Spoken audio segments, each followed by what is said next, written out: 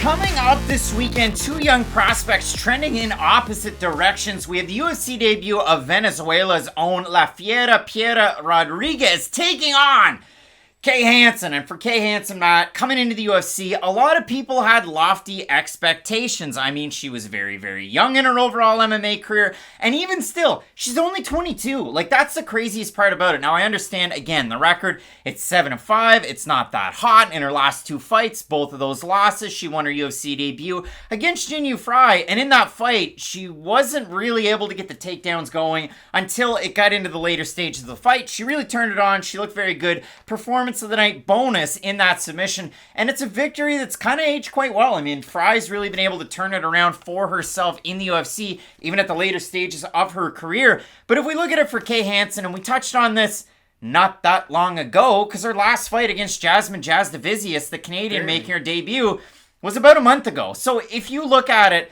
Kay Hansen goes out there, fights Corey McKenna. That fight, I want to make sure, was a year and 3 months ago. And you go and watch that one. Really, really close. Very, very controversial. Just like Corey McKenna's last fight against Elise Reed, where we're going, wait, a judge had that 30-27 for McKenna? Like, what are we saying? But overall, the judges in that fight, if you look at it, there were 3 29-28s for Corey McKenna. MMA decisions, 2 29-28 McKenna, 11 29-28 Hansen, and 3 had it 30-27 Hansen. Again, we talked about this a month ago. I thought Kay Hansen won that fight. A month later, I still think she won that fight. But that doesn't matter because for Kay Hansen, her last time out, she has a fight. It's at 125. It's against the former Canadian freestyle wrestling champ and Jasmine Jasudavicius out of Ontario.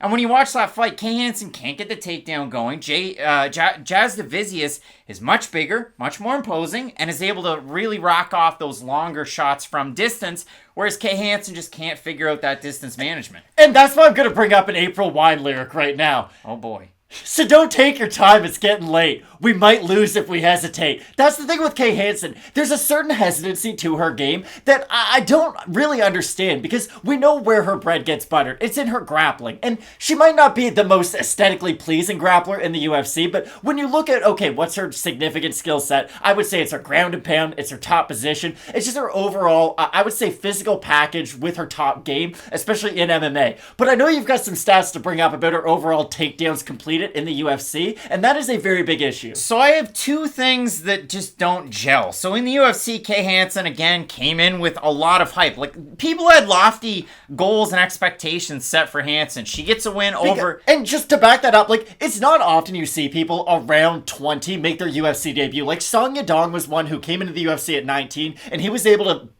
start off running. Most of the time, there are, like, Sage Northcuts, though. And Kay Hansen, like, it's always interesting to see who can rise to the top and genuinely be one of those young fighters who comes in their teens and really is able to set up their career. And some fighters, we just never see the improvement. So Hansen takes on Jinyu Fry. She's a minus 225 favorite. Then she takes on Corey McKenna. She's a minus 200 favorite.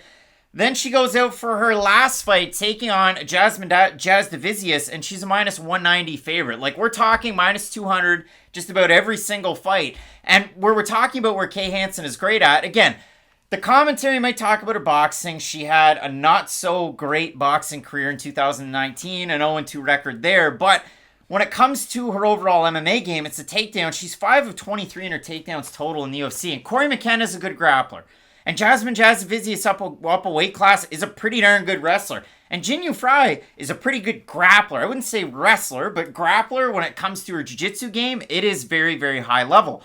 And it's kind of translated to strawweight because, again, she's more of an atomweight. But for Kay Hansen, that X-Factor skill, we just haven't really been able to see it shine through. Now, it could shine through in this matchup. Piera Rodriguez is not a grappler. Piera is a striker to the nth degree, and I went through and I watched her fights, and obviously she trains at Black House, and you see some of those training partners, Sabina Mazow when she's there and she's not across the country training at Teixeira's MMA and Fitness. How crazy is it talking about that gym a lot now? But it's with Tabitha Ricci, who definitely has those grappling credentials. And then she also kind of changed camps in the last number of months. She spent some time at All-Stars. Obviously, we have Hamzat Chimaev on this card, but Mandy Boom is somebody that's in one of these lower weight class divisions. It's somebody to train with there, as well as Elin Oberg. But Matt, when I look at it for Piera Rodriguez, I mean, you go back, you do the tape study.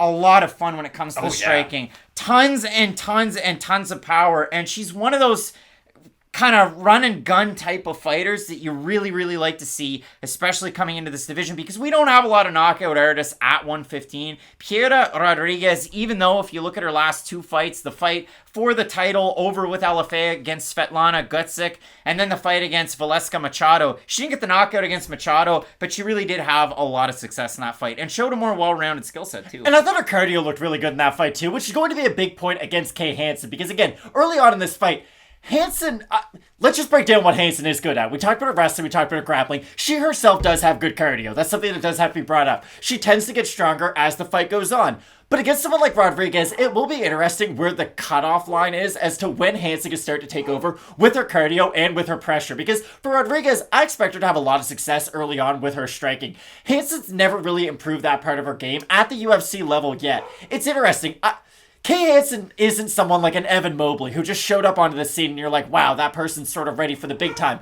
Hansen to me is almost like a Robert Williams where you're like, what the heck is going on right now? And then you hope that they can sort of put it all together. Now, Robert Williams was able to put it all together, and that man is an absolute monster on a basketball court. With Kay Hansen, the parts are there, it's just a matter of putting them all together. And she is still very young, so she's going to have a lot of time to do it. But at 7-5, at the strawweight and flyweight weight class, not 2 weight classes that we normally look at and say, wow, these are the deepest in the world, it's just not a great sign for a young prospect, and I do think that's something that has to be brought up. And with Rodriguez and her striking background, I genuinely believe that even though she does have 5 less MMA fights, her striking is a big enough factor to where it almost adds that extra experience factor in for her. Kay Hansen, and I'm glad you brought up her previous boxing experience, is not a good boxer whatsoever. She doesn't have any volume-finding tools on the feet to really accumulate any type of volume to win rounds. So unless she's able to get a takedown early in the second and early in the third and just control the whole entire round on top, I don't know how she's going to be able to win rounds. So we should say this for Piera Rodriguez, because again, Venezuela by way of then Spain, she's been training at Black House for her last number of fights, the LFA fight, the fight on Dana White's Contender Series. She was a big favorite in that Dana White's Contender Series fight, like a minus 425 favorite against Machado. Haven't we? And again, she gets the win, all 3 judges, 29-28. She was able to mix in, like I said, it was a complete skill set because we got to see a little bit of her wrestling, but little bit of a sketchy level of competition, even going into that fight on LFA. She did look very good in that one. Again, Svetlana Gutsic looks like a little bit like if you mixed Chloe Grace Moretz and then Ronda Rousey. If you merge those 2 people together, you get Svetlana Gutsic. I don't know who the first one is. Who, from, what's the movie? Jeez, now this is bad. Kick-Ass. She's in Kick-Ass. Okay. Strange name, but I know who you mean now. Nicolas Cage. It just took me a minute. And if you really do watch Piera Rodriguez in that fight, she really does go at it, pushes a good pace. The one troubling thing is she's got a really cracking right hand. She'll leave it out there, and then she'll bring it back and keep her right hand really low. She's susceptible to that left counter. And the trouble was, Gutsic, once she landed it once, she was able to just continue to land it. You didn't really see much of an improvement or much of a change out of Rodriguez to try and really match that or defend it all that well. So Manofio keeps Rodriguez up at night is what we're saying. That's what we're saying, even though they're in 2 totally different weight classes. The other thing with Rodriguez is, before that fight, she makes the walkout, and I had to Shazam the walkout song. She walks out to Slipknot's Wet and Bleed song, so that's pretty cool. You like to see that. So aggressive. Dedication, it really is. But again, I look at this, Piera Rodriguez, very much a striker, very much a boxer. She'll mix in a bit of a kick, but she boxes. Kay Hansen, complete skill set, giant favorite in all of her other fights. Again, around a minus 200. When we look at this fight, Matt, a little bit of a surprise. Odds open to par. Rodriguez now a minus 136 on best fight odds. For Kay Hansen, plus 112. And if we have a look at the Tapology votes, surprise to us there, to you. Honest to goodness, I have no idea what they're going to be. I'm not even going to guess. Look at that. So 1,629 total votes. 74% for the debuting fighter. 84% by decision for the 26% that have Hansen. 71% by decision. Matt, what say you?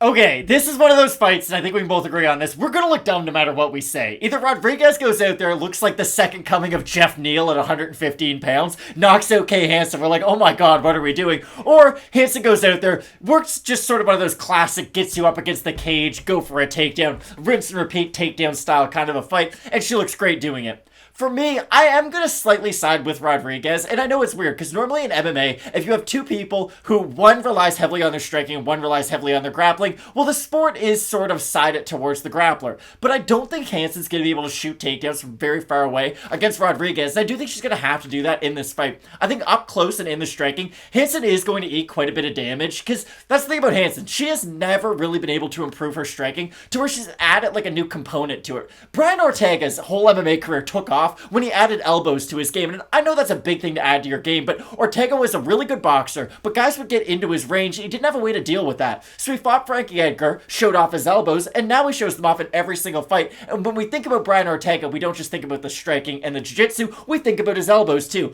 If Hansen could add some type of a weapon like that to really make use of her range and her inside fighting, I think it would open up her takedown attempts quite a bit. I just don't think she has that wrinkle to her game, and that's why I'm picking Rodriguez. It really is tricky because Gutsick, again, her level of competition before the LFA, she was a pretty big favorite in that fight. And when you go and you watch it, she doesn't really go for many takedowns. She tries to pull guard. She's a big armbar fighter. Again, the Ronda Rousey comp, and she's not able to get it. And Rodriguez is able to go out there, tag her, also take a lot of damage. If you look at it in the Machado fight, again, a complete skill set. But I definitely don't see Rodriguez taking down Kay Hansen in this fight. I really like Piera Rodriguez for the striking component, but again, this is only, her third camp in a row at Black House, training with Tabitha Ricci, training with Mackenzie Dern, who's also on this card. I'm going to take Kay Hansen in this fight, but again, you touched on it. The fact that you're either going to look really smart or really dumb. In this spot, I look at it, Kay Hansen's been around a minus 200 favorite in 3 UFC fights. She's 1-2, although I thought she won that McKenna fight. I'll take her as an underdog in this spot against somebody who hasn't been proven against the UFC level. So actually, Matt, they opened at par. Piera Rodriguez, minus 136 right now. Kay Hansen, plus 112. So in this opportunity, I'm going with the American and Kay Hansen, Matt. You're going with Venezuela's Piera Rodriguez. This is my problem. And again, I'm going to get a big eye roll out of Craig here. I never even, Kay Hansen to me wasn't even a standout talent in Invicta. And that's why I was kind of surprised she got so much hype coming into the UFC. I know she's young and I know she does have a long ways to go, but when you're talking about young fighters, normally they add multiple parts to their game every single fight, whereas Kay Hansen had a year off in between her 2 last fights, and she looked like the exact same fighter, if not worse, in between those 2 performances. Well, Matt, we'll see if the Brazilian Jiu-Jitsu blue belt for Piera Rodriguez shows out. She has amateur boxing and K1 experience. Big opportunity. Split on the pick. Let us know down below in the comments section who you have in this big-time strawweight fight at the bottom of the prelims. Big-time card coming up that you're not going to want to miss. Keep it locked in with Fight Night Picks. We always say, let's get into it.